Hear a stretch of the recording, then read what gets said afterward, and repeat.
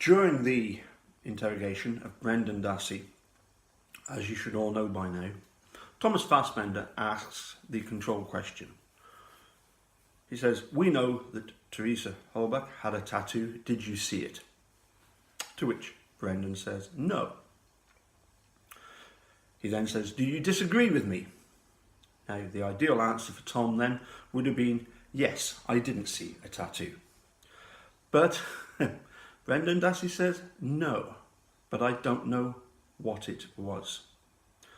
Now, amazingly, the supposed learned judges of the en banc majority used the first line of "Did you see it?" and Brendan saying no. They used that as proof to them that Brendan's will was not overborne, which is completely ridiculous of these, as I say, these supposed learned judges. Because the full exchange means the complete opposite. That Brendan's will was completely overborne by the interrogators. And not just in the control question, but throughout the interrogation, his will was constantly overborne. And for months, and for many videos, Eric Ose referred to the control question, to the extent that when Eric Ose and myself, when he would Skype me and we would do our videos and a chat together, I would always ask him, or try and get onto the subject of the control question. And I even messaged Mark Hodden and said, "Look, when you get the chance to Skype with Eric Ose, you do the same." Because Eric Ose still is happy to speak at length and with huge passion about the control question. And we have to admire him for that, because it really does.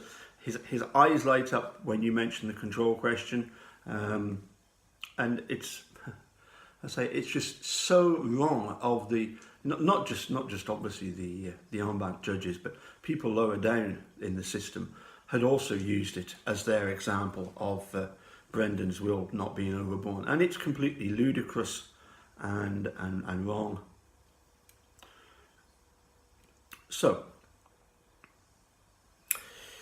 we decided, chatting away one day that might have been one or two beers this side of the Atlantic getting consumed, we decided to make Eric Ose a t-shirt.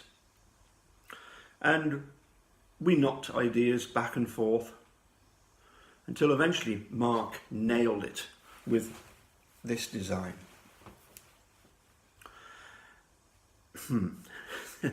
That's when the fun really starts, I can assure you. And I'm not going to bore you with all the details, but basically I tried to get t-shirts manufactured, printed, sent out from Manitowoc. I'm not going to begin to go through the difficulties that we encountered. In the end, I got them. I got purchased 6 t-shirts here in Gala, got them printed here in Gala, and obviously we raffled 3 of them. And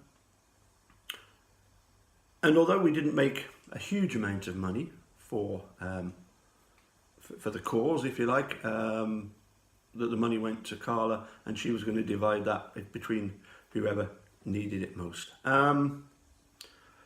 It was the thought that counted, you know. Unlike some fans who will just sit there and do nothing, Carolan, and criticise Carolan, we don't. We actually get on and try and do something positive. So, third board, rant over for the day. So, Eric Ozee was desperate to see the t-shirts. I remember the day I told him that the t-shirts had been, I picked them up from the printers. I dashed from work to get them before the shop closed. He was desperate that I should do that. I then told him that I'd better wait before showing the design to him, because Mark had better see them first, and that he's in Australia, so it might be the next morning or next day. And he replied back frantically with, "No, Mark's in Europe. Get in touch with him. Show him the t-shirts, and then show me." It was quite comical. But anyway, to cut a long story short, Eric Ozee was concerned, I must confess, about the design of the t-shirt. He was convinced that there would be some mention of either Captain Crunch or Dr. Pepper or something like that he wasn't going to be able to use himself, because he said that once he saw the t-shirts, he said, well, I'm going to get some done like that because I've always wanted to come up with some merchandise. And although Eric Ozee has encountered similar sort of difficulties as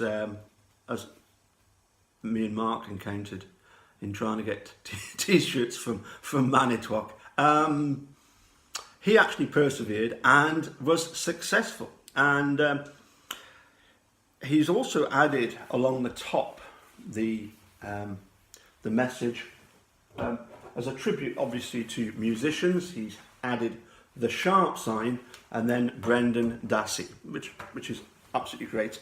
And a percentage of all the t-shirts goes to Brendan Dassey. Now, the saga apparently is nearly over, and I'm not going to steal Eric Ozee's thunder too much. But there's a rumour going around Hollywood that the t-shirts have finally arrived with Eric Ozee, because apparently a reporter managed to track down Eric Ozee, and Eric Ozee was clearly excited. He'd got 2 cans of Dr. Pepper in each hand. That's how excited he was. In fact, I'm going to read what he says, but I'll have to leave out the expletives and the profanities and the swear words, okay? But this apparently is what he said. He said, "I'm one excited dude. The t-shirts have finally arrived from Wisconsin." He said, "It's like Christmas has come early." Now, I'd have to say that for somebody that doesn't usually use profanities, he is definitely one excited dude. Bye for now.